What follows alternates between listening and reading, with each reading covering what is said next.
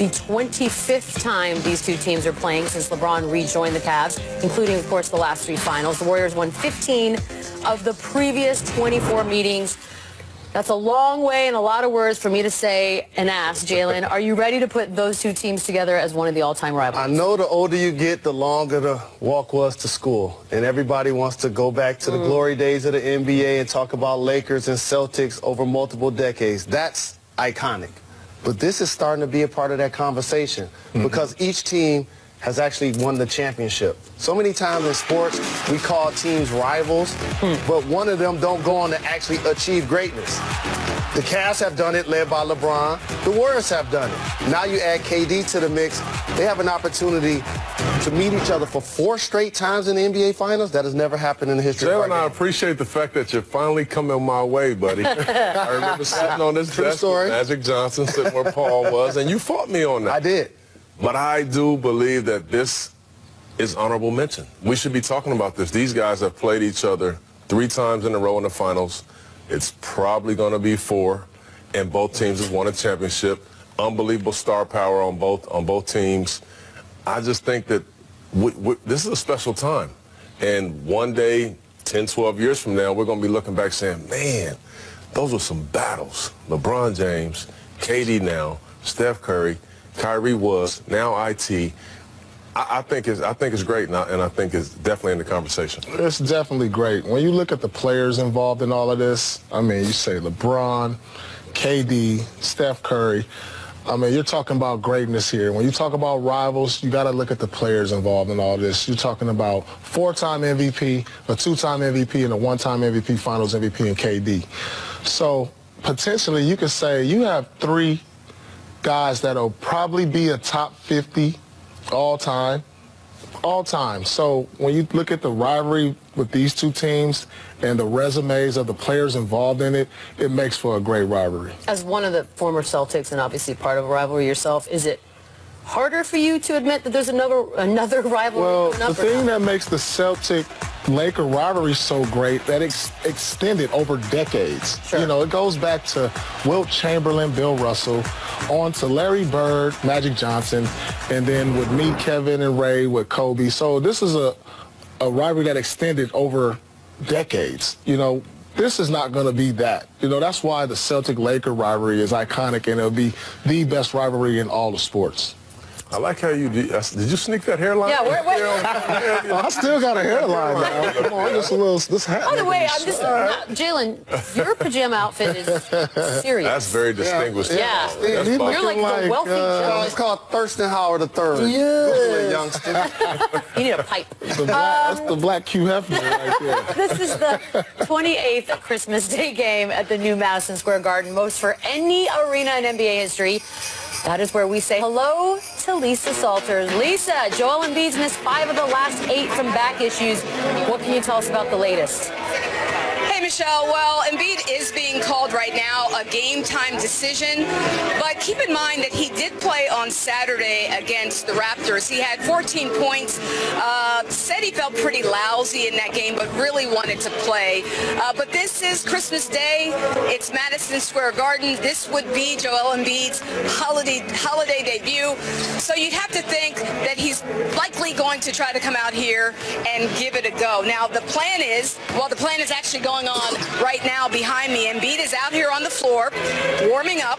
He's expected to warm up for about 20, 25 more minutes, and then he will go back to the 76ers locker room, and he will let the team know, he will let head coach Brett Brown know if he's good to go or not. So I've been told in about half an hour, be back at the 76ers locker room, and I will know if Joel Embiid is indeed going to play. But let's assume that Embiid does play this afternoon.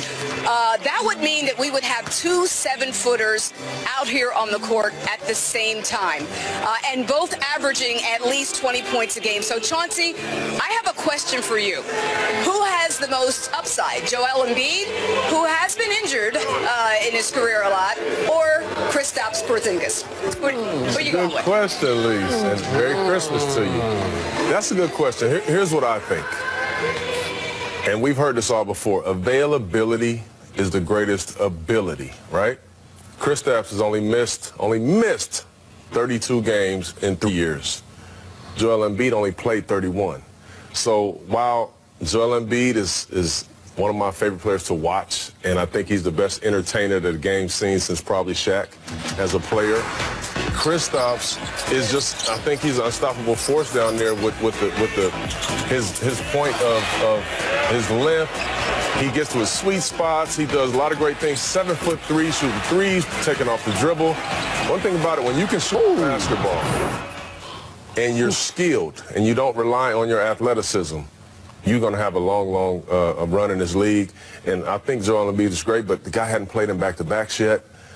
He hadn't played a full NBA season, so I don't know. I mean, it scares me to think about this, and I don't even want to say the name, but I have to because they're comparing him. But Greg Oden and his body and how he can never really stay healthy, that's kind of what I think about when I see Joel Embiid getting banged up. You know what, Charles?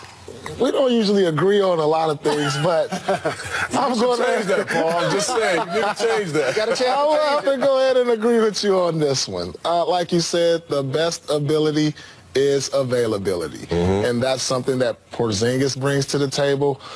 You know, I always said, and you guys can contest to this, but you've been around guys that have been hurt, and they've been hurt a majority of their career.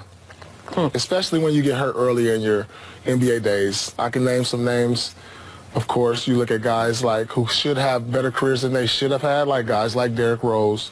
You know, Baron Davis is one of those guys. If he didn't get injured, he would. I think he would have been one of the greatest point guards. And I look at him as a guy who just.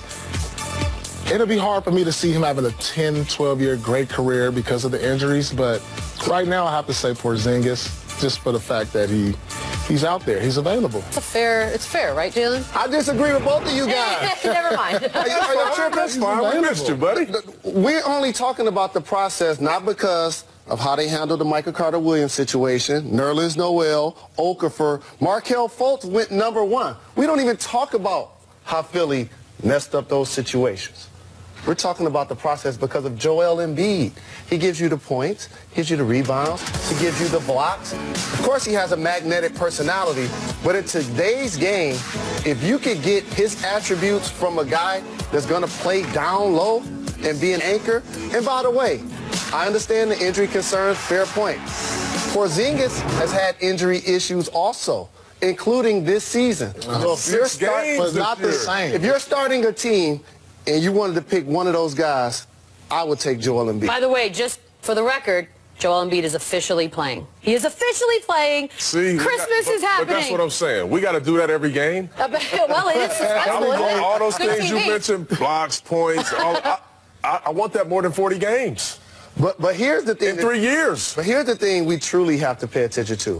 When you have historic franchises like the Lakers and Boston and Philly and the Knicks have productive young players, now this has to translate into some winning. Yeah, otherwise, what is it? Okay? What is it? Kristaps in the process. Now, let me ask you this, though. You look at Philly, what they have as far as talent, and you look at the Knicks on what they have as far as talent. The Knicks are in the playoff race, and Philly is not. I like where you're going, Paul Pierce. I'm like, who would I rather have? I mean, Porzingis is carrying this team. Like, when he's on the court, he's carrying this team into a playoff battle right now. They're going to fight for a playoff position. Right now, I'm not so sure Philly makes it.